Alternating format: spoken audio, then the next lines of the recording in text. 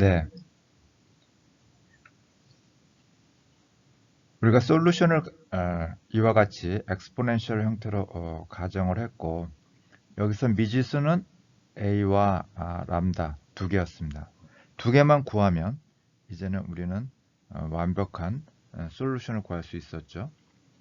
그래서 이것을 솔루션으로 가정했고 이 솔루션을 equation of motion에 대입했습니다. 그래서 람다에 대한 2차 방정식을 우리가 얻을 수 있었죠. 람다에 대한 2차 방정식을 통해서 우리는 람다를 계산했고 우리는 람다를 두 개의 람다를 구했습니다. 자, 이 람다를 보니까 두 개, 여기 지금 플러스 마이너스가 있으니까 람다 1을 플러스로 놓는다면 람다 2는 이제 마이너스가 되겠죠. 자, 람다가 두 개 생겼습니다. 람다가. 자, 근데 람다 이 두 번째 항에 보니까 스퀘어 루트 안에 이에타 제곱 마이너스 1, 이에타 제곱 마이너스 1 이렇게 이에타 값의 크기에 따라서 스퀘어 루트 안의 값이 파지티브 밸류가 될 수가 있고 또는 네거티브 밸류가 될 수가 있죠. 그렇죠? 그리고 이에타 값이 1이면은 또 제로가 될 수도 있습니다. 자, 근데 이 예타는 어떻게 정의됐습니까? 이렇게 정의됐습니다. 이렇게 정의된 거는 우리가 앞에 페이지에서 m 람다 제곱 플러스 c 람다 플러스 k equal to 0 여기에서 상수인 m으로 이 이퀘이션을 나누면 최고차의 개수가 1이 되고 람다 스퀘어 플러스 이렇게 됐었죠. 자, 이렇게 람다에 대한 식을 형태를 바꾸어 줬는데 k 나누기 m은 우리가 아는 것처럼 고유진동수의 제곱이었고 자, c 나누기 m을 우리가 예타를 이용해서 이렇게 표현해 주기로 했습니다. 자, 이 관계식으로부터 댐핑 레이쇼가 이와 같이 정의가 됩니다. 댐핑 레이쇼, 예타 이걸 우리는 댐핑 레이쇼라 하는데 댐핑 레이쇼는 뭐에 비례한다? 댐핑 코에피션트 C에 비례한다. 그리고 K와 M에 대해서는 이와 같은 관계를 갖고 있는 것이죠.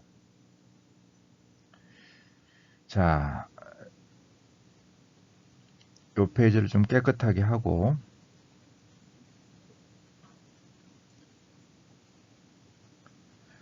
자, 그럼 다시 본론으로 돌아와서 람다가 두 개 있는데 지금 우리는 어디에 어텐션을 하고 있냐면 요 스퀘어 루트 이 값이 어떻게 되느냐 그 안의 값이 어떻게 되느냐 부호가 어떻게 되느냐 특별히 자 근데 그러면 예타 값이 1보다 크다 예타가 1보다 작다 예타가 1인 경우 이 세 가지 케이스별로 특성이 람다 값이 형태가 바뀌고 람다가 바뀌면 요 exponential function 여기에 람다가 들어가기 때문에 또 솔루션이 바뀌게 됩니다. 솔루션 리스판스의 캐릭터리스틱이 바뀌게 되는 것이죠.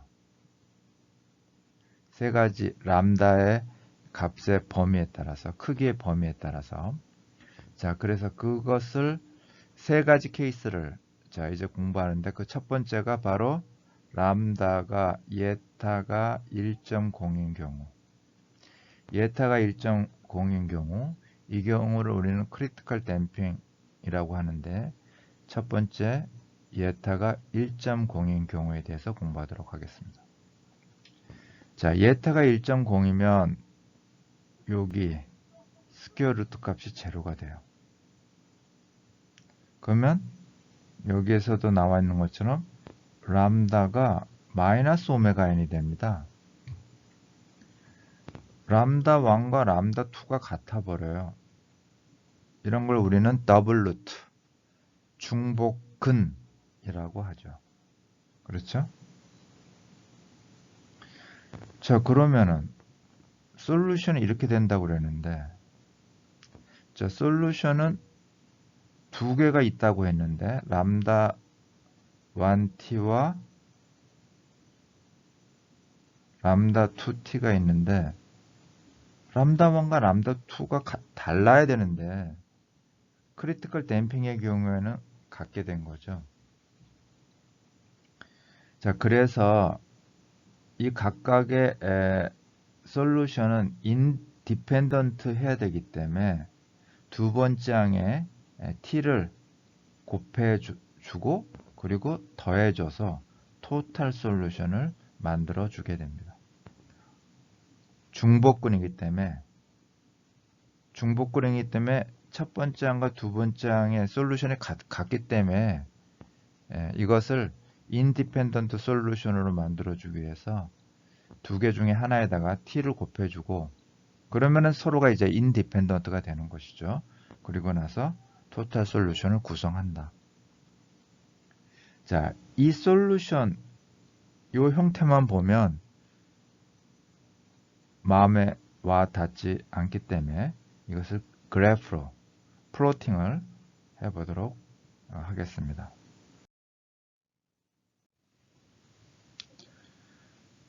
자, 솔루션의 형태가 이렇게 표현되어 있죠. 그렇죠? 아직 A1과 A2는 우리가 계산해야 됩니다. 미지수가 두 개죠. 어떻게 계산합니까? 이니셜 컨디션을 이용하는 거죠. 이니셜 컨디션이 이렇게 주어졌다고 가정해 봅시다. 이니셜 디스플레이스먼트는 x0.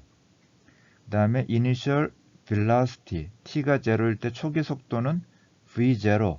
이렇게 두 개가 주어졌다고 가정해 봅시다. 물론 x0와 v0는 arbitrary value예요. 어떤 값이든 다 될 수 있는 거죠. 자, 이 두 조건을 대입하면 식이 두 개 나오죠. 식이 두 개 나오고 미지수 A1, A2 두 개니까 A1, A2를 각각 구할 수 있습니다. A1, A2.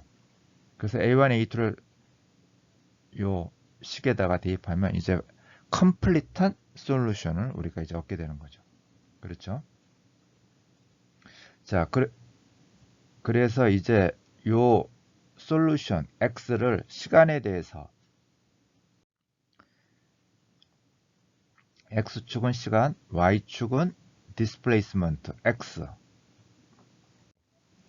자, 초기 조건을 가정해서 그래프를 그려보도록 하겠습니다. X0는 동일한 값을 가정하겠습니다. 0.4.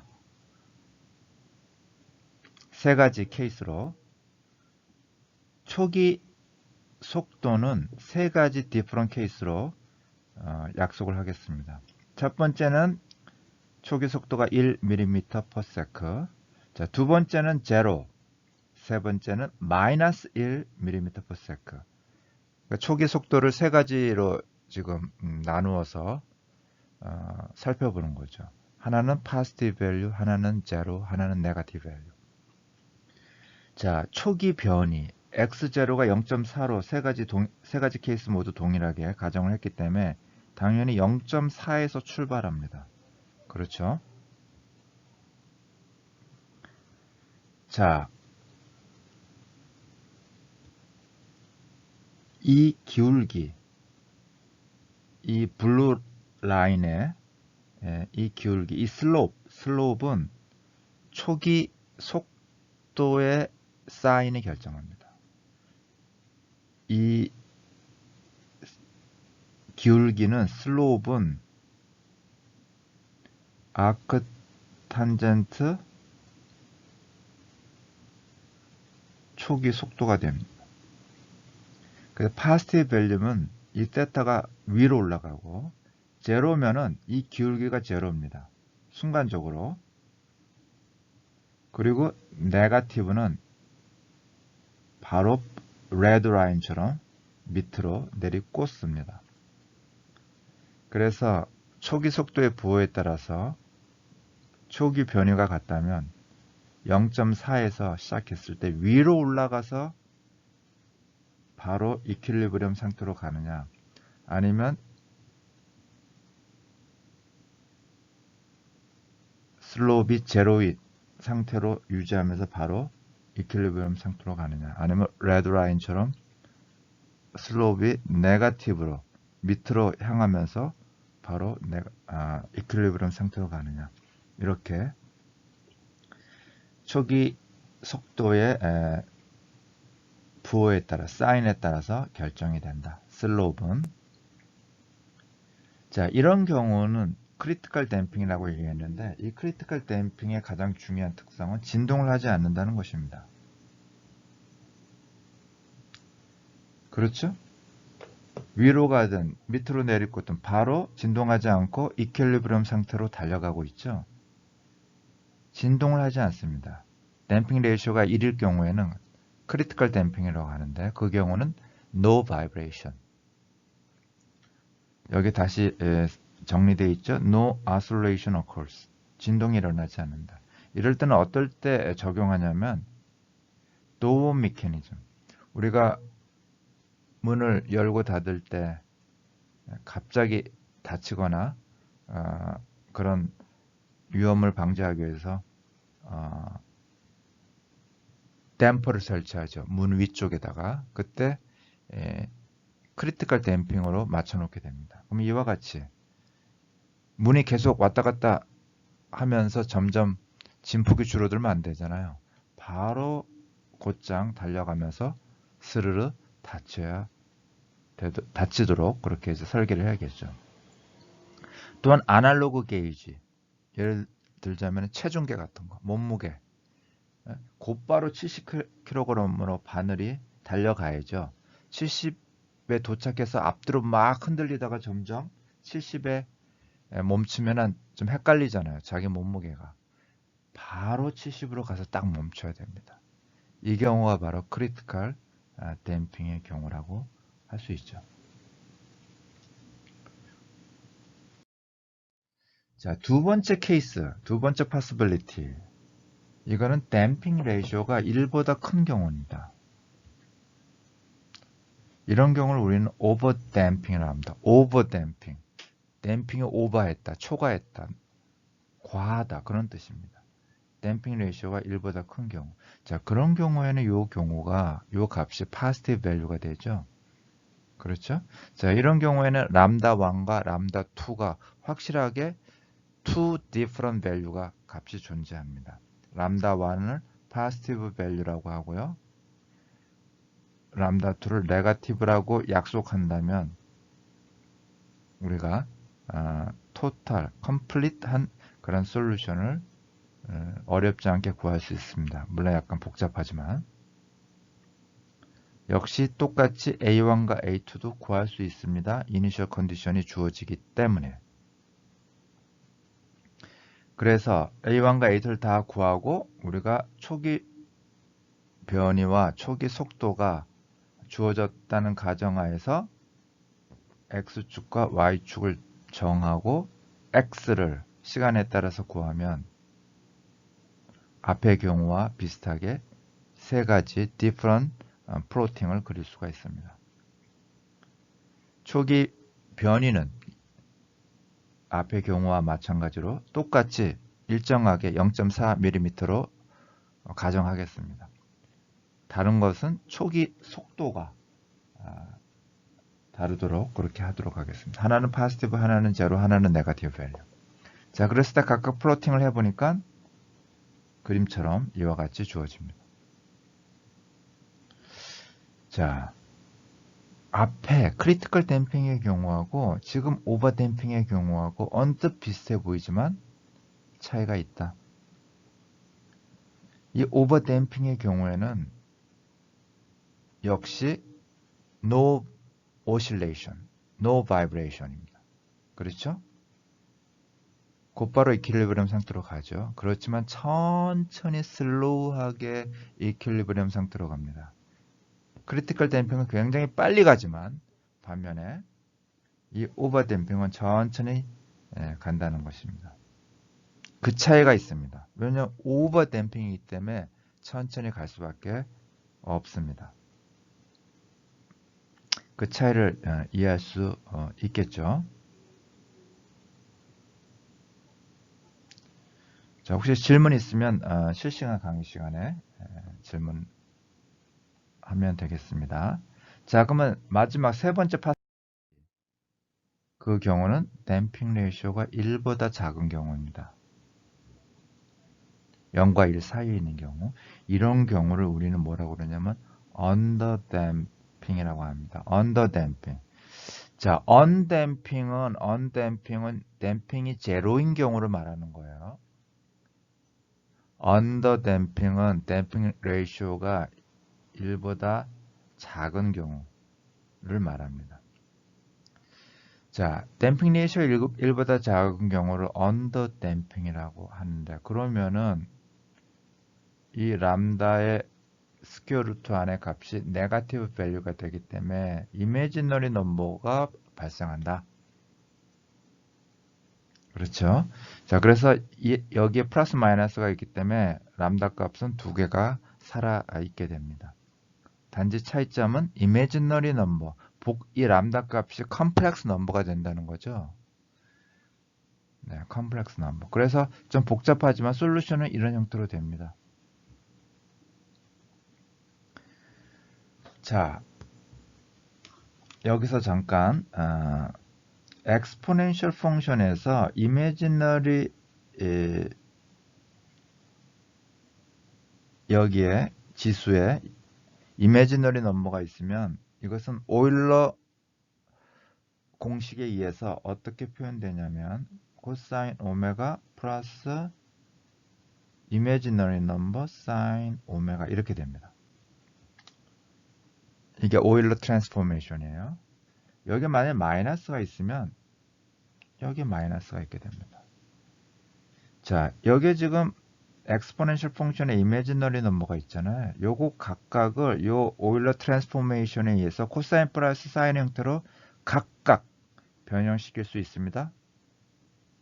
그리고 하나의 사인, 페이즈 앵글을 이용해서 하나의 사인 혹은 하나의 코사인 형태로 다시 트랜스포메이션을 해줄 수가 있습니다. 그래서 최종적인 식은 솔루션은 이와 같이 정리될 수 있습니다. 자, 여기서 A는 앰플리튜드, 파이는 페이즈 앵글이라는 그런 뜻입니다. 자, 여기는 오메가 n이지만 자, 오메가 d가 존재해요. 오메가 d와 오메가 n의 차이는 이런 차이가 있습니다.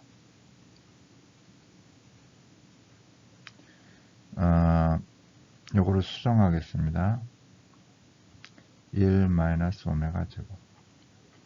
댐핑 레이쇼가 1보다 보통 댐핑 레이쇼는 아주 값이 작습니다. 0.01, 0.1, 0.15. 그래서 그 작은 값을 또 제곱하면 더 작아지잖아요. 그래서 오메가 D하고 오메가 N은 굉장히 클로스합니다. 값의 변화가 크지 않아요. 아주 댐핑 레이쇼가 작으면 작을수록. 그렇지만 수학적으로 차이가 납니다. 그래서 여기 오메가 D가 이제 나타나고요. 오메가 D는 내추럴 프리퀀시가 아니라 댐프트 내추럴 프리퀀시라고 이렇게 표현합니다. 댐프트 내추럴 프리퀀시. 자, 이 솔루션을 보니까 좀 복잡해서 다시 깨끗하게 지우겠습니다. 자, 이 솔루션을 보니까 솔루션에는 exponential 펑션 곱하기 sin 펑션이 있어요. 그렇죠?